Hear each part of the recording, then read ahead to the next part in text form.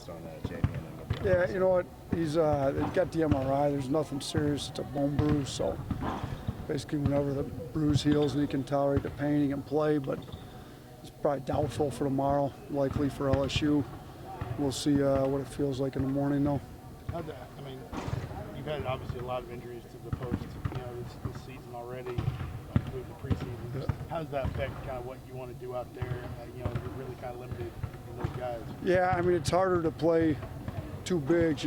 Sometimes you like to play Reese and either Galen or Javian, so it's harder now because Reese and Galen will have to split a lot of the minutes at the 5. So, it's just Herb's been playing well, though. Herb playing a lot at the 4, and he'll have to play a bulk of those minutes at the 4. We can probably play the two of them together some, just not as much as we would have liked to against this team.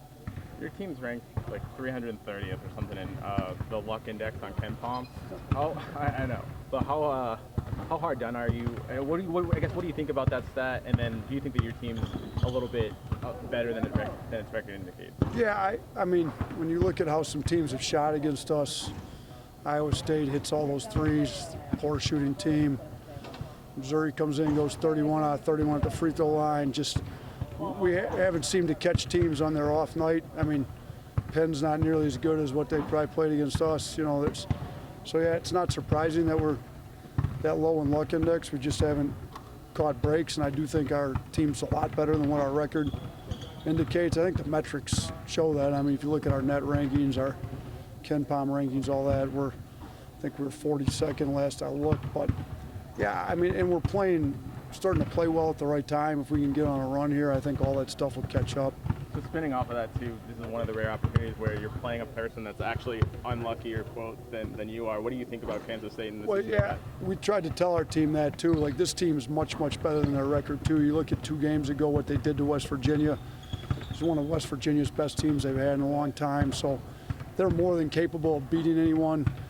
They have not been fortunate, kind of like we haven't. So I think it's 2 teams that are much better than what their record shows, and I think it's going to end up being a pretty good game here. What was your reaction to the end of that Kansas State-Kansas game and just how it affects this game that you're playing? Yeah, you know what? It was hard to tell because I didn't exactly know. It said final on the thing, and they put time back on it. So were they going to treat it like it was an in-game deal where guys came off or an after-game thing? I don't really know. I'm going to trust them that they did what was right. I think everybody came out, said the right stuff after. It's unfortunate it happened. It's not good for the sport of basketball. Obviously, Coach Weber's a well-respected coach in the business, and I'm sure, he's handled it internally like he needs to. And, whoever they got on the floor we're going to play, it ends up being they really only lost one guy. If Javian doesn't play for us and, they lost one interior player, it's kind of a wash, to be honest with you. So we've got pretty much their full team coming, and we're going to have to play with, most of our guys if Javian's not playing. I know you were pretty disappointed in kind of the 25 turnovers against Vanderbilt. After watching film, what do you take away?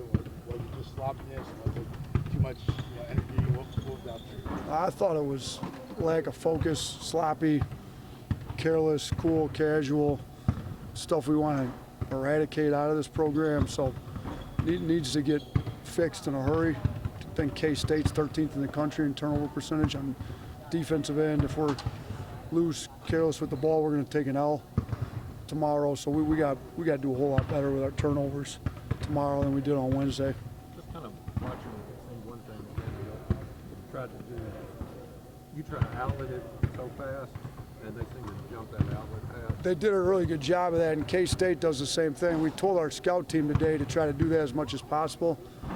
And, we had a few of them.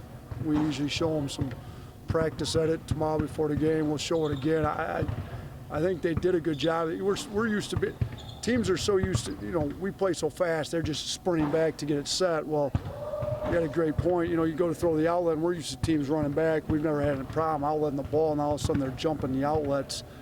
If you just wait a half second, now you're going to be playing 5-on-4. You can get it up the floor, but you got to be smart enough to know you can't just throw it. You got to use your peripheral vision and see what's going on out ahead of you. How much is that kind of on Kyra? I think he said like 13 turnovers the last 2 games. How much does he individually need to kind of take some of that? Yeah, I mean, I talked to him yesterday. I think, and honestly, I think the more aggressive Kyra plays, the better he is at not turning the ball over. I think he's just got to come out aggressive, making plays, usually when he's attacking. And I told him, we can, as much as he has to play and handle the ball, 2, 3, 4 turnovers, like that, that's fine. We can live with that as aggressive as we want him playing. To me, it's more when he's passive and throwing passes when he should have been attacking the rim, and those are the turnovers we don't want. So we just need him to come out playing aggressive. Once he's playing aggressive and instinctual, he's a really high IQ player when he's playing instinctually and not overthinking everything. So we just need him to come out, play aggressive, and play basketball, did not overthink everything. What do you think of the SEC Big 12 Challenge being in the middle of conference play? This year it doesn't really affect y'all since you're not traveling, but what do you think about it? Yeah, I mean, we're supposed to get a home game every other year. This is my first year in it.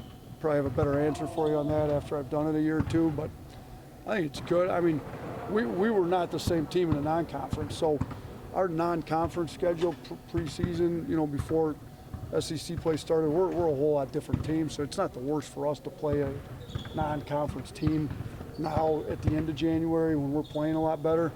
I actually think I mean, my gut feeling going into it, again, ask me 2 years from now and I'll see what I tell you, but my gut feeling is actually a good thing. Our teams traditionally have gotten better as the years have gone on, so to save one of your non-conference games for the end of January is not a bad thing for us, I don't think.